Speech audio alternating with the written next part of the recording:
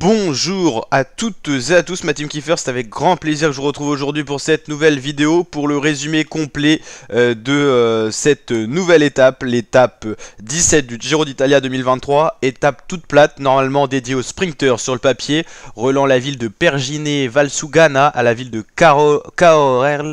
On va y arriver, Cahors plutôt, donc 197 km au programme. Pas de côte répertoriée et de sprint intermédiaire.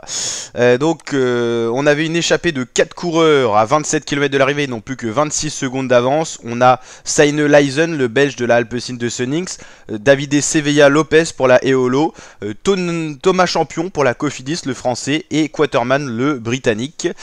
Voilà, là on est sur la succession de ronds-points qui a lieu près de l'arrivée. 26 km, 26 secondes d'avance pour l'échappée. La plupart des coureurs sont résolus à se faire rattraper par le peloton. Il y en a un qui continue, qui poursuit son effort, c'est Seine Leisen, le belge, qui va continuer son effort.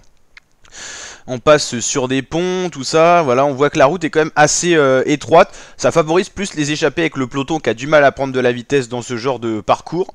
On va dire que les lignes droites favorisent le peloton, mais toutes les infrastructures routières, ronds-points, îlots directionnels, virages favorisent les échappées. Seine Leisen qui reprend un peu d'avance, 10 km il a 20 secondes d'avance, c'est pas beaucoup, c'est normalement pas assez pour aller au bout, mais il résiste bien et le peloton joue un peu au jeu du chat et de la souris. Là on est à l'arrière du peloton, ça va vite, ça s'étire un petit peu, les équipes de sprinters se replacent, la FDJ, la Movistar pour Gaviria, on a la Trek, on a également Michael Matthews qui doit pas être loin pour les sprinters, enfin il n'y a plus beaucoup de sprinters, on voit le maillot cyclamen de Jonathan Milan, voilà Michael Matthews il est là avec les Jayco.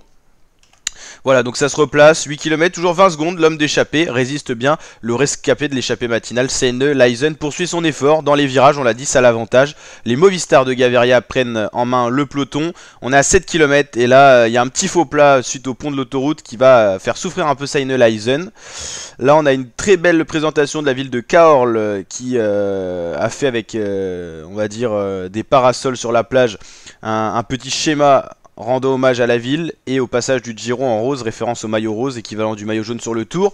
Voilà l'écart peloton échappé à 6 km de l'arrivée, ça va être compliqué pour Seine Leisen, on l'a compris. Il va se faire reprendre par le peloton. Ça sera donc un sprint massif aujourd'hui pour les coureurs du Giro. Pour la 106e édition du Giro, on aura affaire pour cette étape 17 à un sprint massif. Ça s'organise petit à petit. On voit les Trek qui font le boulot, on voit les Intermarchés qui font le boulot. Les DSM là qu'on voit sur la droite de la route pour Alberto Dainese.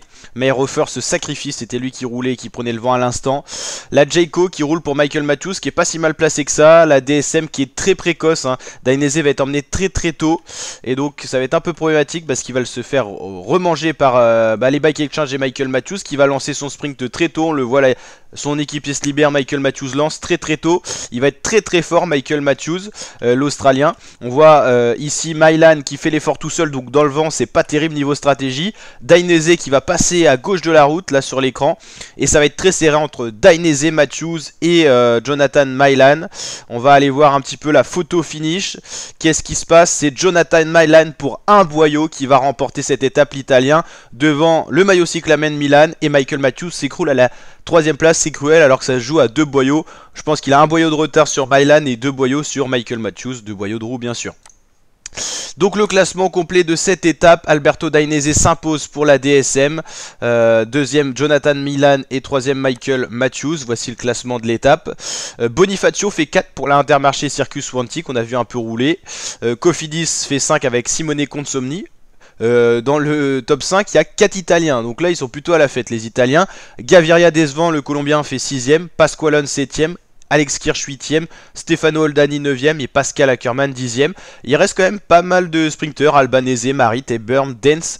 Voilà, c'est des sprinters qui n'ont pas réussi à faire le sprint. Cavendish a été très décevant, on l'attendait quand même à un autre niveau. Il fait que 19ème au niveau d'Alan Rioux, entre Ben Swift et Alan Rioux.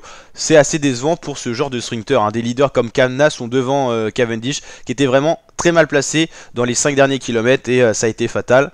Et donc victoire de l'Italien Dainese devant Milan et Matthews.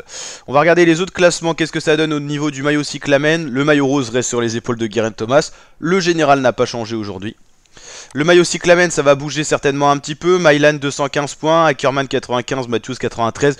Voilà, normalement c'est full win pour Mylan. S'il finit le Giro, il sera maillot cyclamen. Le maillot Azzurro, c'est toujours Benelli qui a une belle avance de 20 points. Et Joao Almeida, toujours maillot blanc. Voilà pour le résumé de cette étape. J'espère que ça vous a plu. Si c'est le cas, n'hésitez pas à liker, vous abonner et partager. Je vous dis à très bientôt pour de nouvelles vidéos, la team. Ciao, ciao.